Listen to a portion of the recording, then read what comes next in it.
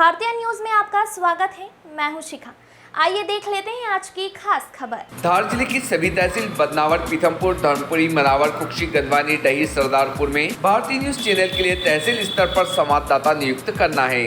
सिर्फ इच्छुक अनुभवी ही संपर्क करें।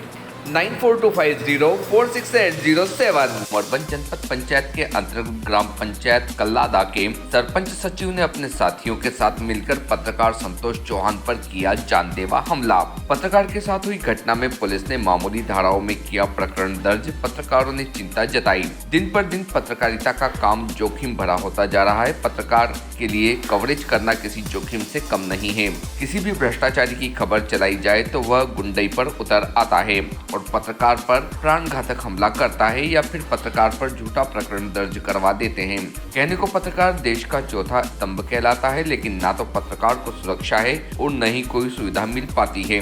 जब भी कोई मामला पत्रकार के खिलाफ आता है तो तुरंत उस पर मामला दर्ज हो जाता है, लेकिन जब पत्रकार पर कोई हमला होता है तो गुंडों के खिलाफ मामूली धाराओं में प्रकरण दर्ज कर पुलिस भी इतिश्री कर लेती है। ऐसे में भ्रष्टाचारी और गुंडे किस्म के लोगों को बढ़ावा मिलता ही जा रहा है। ताजा मामला धार जिले की उमरबन जनपद पंचायत की ग्राम पंचायत कलादा के सरपंच राधेश्याम पटेल सचिव मुन्ना लाल ने पत्रकार संतोष चौहान और उसके साथी को जमकर पीटा तथा उनके मोबाइल फोड़ दिए और माइक, आईडी कार्ड भी छीनकर जला दिए। इतना ही नहीं, उन्होंने पत्रकार संतोष चौहान और उसके साथी को 3 घंटे तक बंधक बनाकर पीटते रहे। जैसे तैसे वे वहां से भागे तो सरपंच के साथियों ने रास्ते में फिर उन पर प्राणघातक हमला किया, जिससे पत्रकार संतोष को गंभीर चोटें आई। संतोष को उसके साथी अमरवंश अस्पताल ले गया, जहां से प्राथमिक उपचार के बाद उसे तुरंत धार जिला अस्पताल रेफर कर दिया गया, जहां पर पत्रकार संतोष और उसके साथी का उपचार जारी है।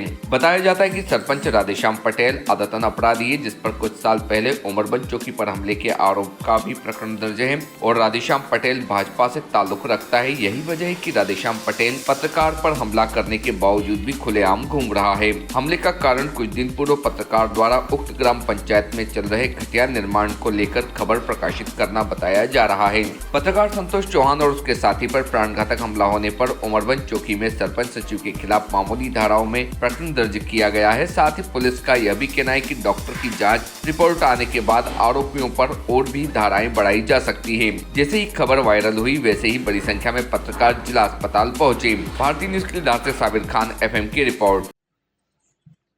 क्या घटना हुई आपके साथ?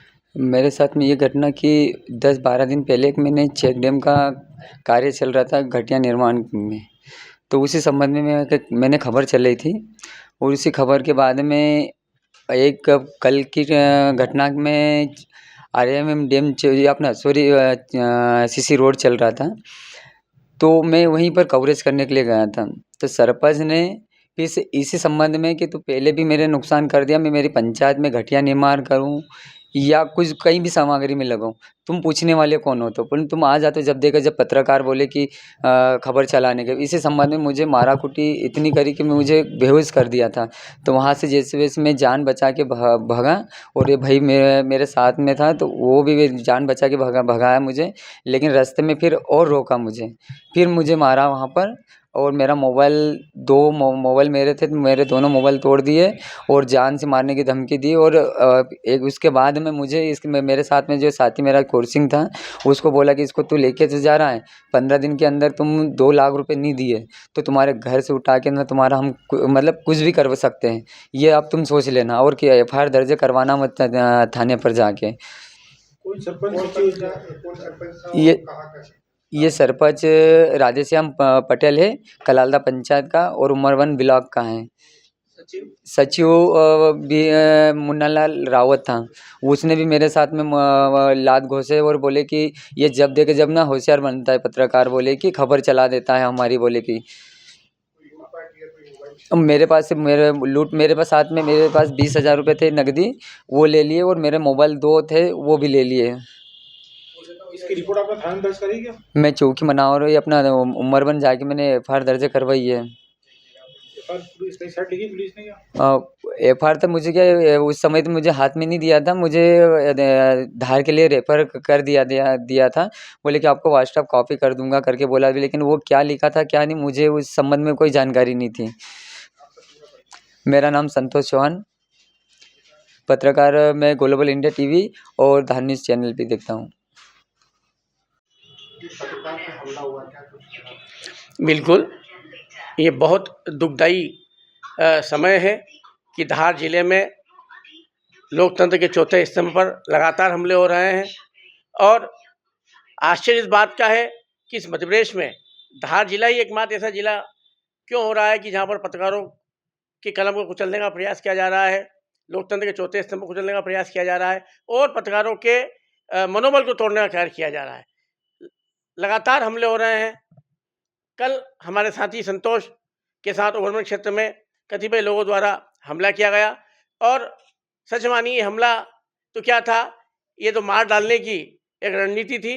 वो तो ईश्वर ने संतोष को बचाया, अन्यथा संतोष हमारे बीच नहीं रहते।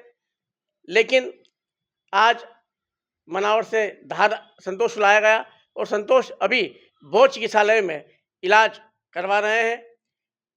हम पुलिस अधीक्षक से आग्रह करते हैं कि धार जिले में लगातार जो हमले पत्रकारों के ऊपर हो रहे हैं, कृपया उन पर कठोरतम कार्रवाई करके रोक लगाएं।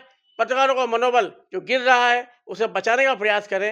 अगर ये सब नहीं होता है तो हम निश्चित तौर पर सरकार और राज्य शासन का ध्यान आकर्षित करवाने के लिए चरणबद्ध आंदोलन चलाने में हम संकोच नहीं करेंगे।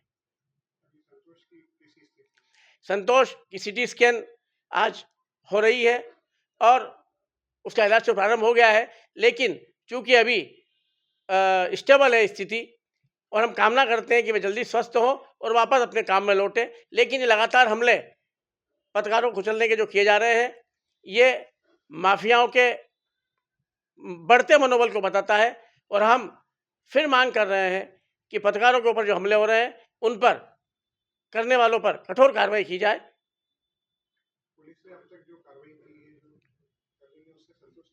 नहीं, मैंने संतोष से बात की थी। संतोष ने बताया कि जो आरोपियों ने मारपीट की, मोबाइल तोड़ दिए, कुछ पैसे थे वो भी वो ले गए, लेकिन पुलिस ने वो मामले नहीं लिखे गए हैं। हम ये सीटी स्कैन होने के बाद, मेडिकल होने के बाद धाराएं बढ़वाएंगे और प्रयास करेंगे कि अतिशीघ्र आरोपियों को पकड़ा जाए और कठोरतम कार्रवाई उन पर हो। आपके गांव, शहर, प्रदेश और देश की चुनिंदा दिलचस्प खबरों को पाने के लिए सब्सक्राइब करें भारतीय न्यूज़ चैनल को और बेल आइकन दबाना ना भूलें। खबरें पसंद आए तो लाइक और शेयर ज़रूर करें।